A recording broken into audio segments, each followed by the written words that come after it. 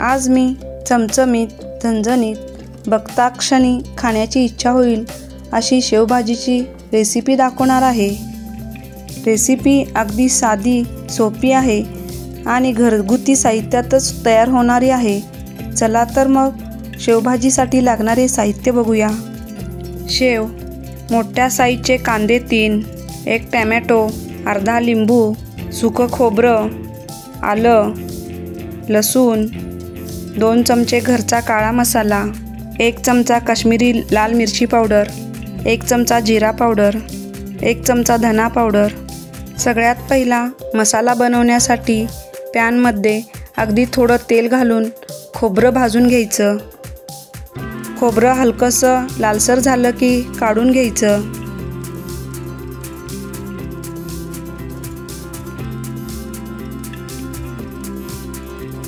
आता त्याच पॅनमध्ये कांदा भाजून घ्यायचा आहे। कांदासुद्धा छान लालसर होईपर्यंत भाजून घ्यायचा। कांदा भाजून झाला आहे। आता त्यामध्येच टोमॅटो घालून टोमॅटो मऊ होईपर्यंत परतून घ्यायचं।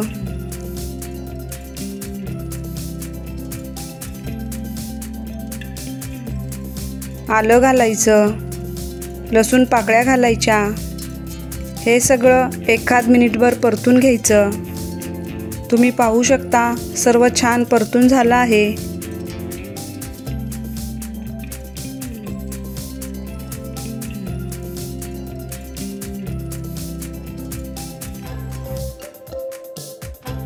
आता मिक्सरच्या भांड्यात भाजलेलं खोबरं, भाजून घेतलेला कांदा टोमॅटो हे सर्व घालून घ्यायचं। अगदी थोडंसं पाणी घालून याची बारीक पेस्ट करून घ्यायची।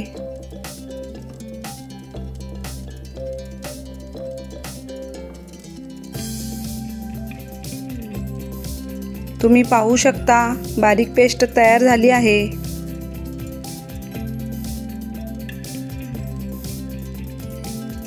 आता गॅसवर कढई ठेवून कढईत 2 पळी तेल घालून घ्यायचं।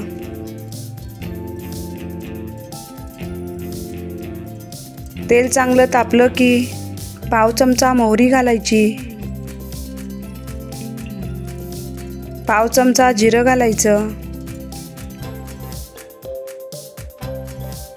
कढीपत्ता घालायचा, 1 बारीक चिरलेला कांदा घालायचा। कांदा चांगला परतून घ्यायचा।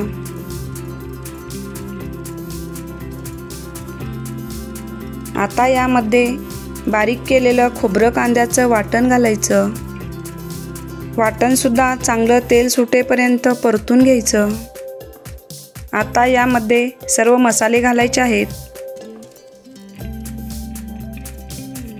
काश्मीरी लाल मिरची पावडर 1 चमचा, घरचा काळा मसाला 2 चमचे, धना पावडर 1 चमचा, जिरा पावडर 1 चमचा,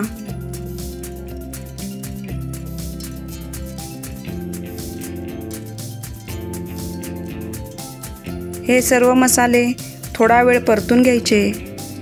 तुम्ही पाहू शकता मसाल्याला छान तेल सुटू लागलं आहे।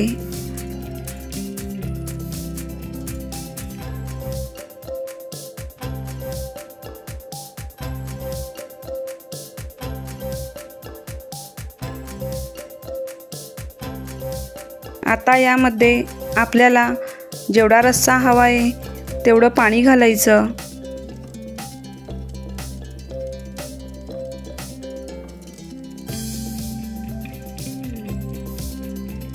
चवीनुसार मीठ घालायचं।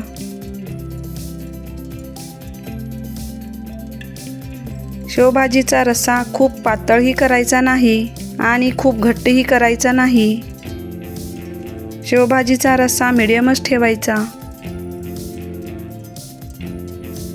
5 मिनिटे चांगली उकळी येऊ द्यायची, म्हणजे भाजीला चांगला कट येतो। तयार झाला आहे शेवभाजीचा रस्सा। आता एका बाउलमध्ये पहिला रस्सा घालून घ्यायचा, नंतर वरून शेव टाकून घ्यायची, लिंबू पिळून घ्यायचा, बारीक चिरलेली कोथिंबीर घालायची। ही शेवभाजी तुम्ही चपाती किंवा भाकरीसोबत खाऊ शकता। तयार झाली आहे मस्त अशी टेस्टी झणझणीत शेवभाजी। तुम्ही सुद्धा अशा पद्धतीने शेवभाजी बनवून बघा, मला नक्की आवडेल।